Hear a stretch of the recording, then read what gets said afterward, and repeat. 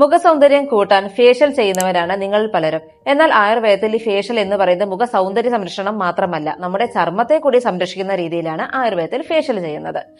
ഈ ഫേഷ്യൽ എന്ന് പറയുന്നത് നമ്മൾ ബ്യൂട്ടി പാർലർ ചെയ്യുന്ന പോലെ തന്നെ നമ്മുടെ ക്ലൻസിങ്, സ്ക്രബിങ്, മസാജിങ്, പാക്ക് എന്നിവയെല്ലാം ഈ സ്റ്റെപ്പുകളെല്ലാം ചേർന്ന് തന്നെയാണ് നമ്മുടെ ആയുർവേദത്തിലും ഫേഷ്യൽ ചെയ്യുന്നത്. ഇപ്പൊ നമ്മുടെ സ്കിൻ ടൈപ്പുകൾ മുമ്പ് ഞാൻ പറഞ്ഞിട്ടുണ്ട്. Normal skin, combination skin, dry skin, oily skin തുടങ്ങിയവ. എങ്ങനെയാണ് ഈ ആയുർവേദത്തിൽ ഈ സ്കിൻ ടൈപ്പുകളെ പറയുന്നതെന്ന് വെച്ചാൽ, നമ്മുടെ ആയുർവേദത്തില് വാദം, പിത്തം, കഫം എന്നീ 3 ദോഷങ്ങളെ അടിസ്ഥാനപ്പെടുത്തിയാണ് നമ്മുടെ ശരീരവും സ്കിന്നും എല്ലാം നിലനിൽക്കുന്നത്. അപ്പോൾ ഓരോ ദോഷത്തിന്റെയും കൂടുതൽ, കുറവ് എന്നതിനെ അടിസ്ഥാനപ്പെടുത്തിയാണ് നമ്മുടെ സ്കിൻ ഏത് ടൈപ്പാണ് ആയുർവേദ വിധി പ്രകാരം നിശ്ചയിക്കുന്നത്.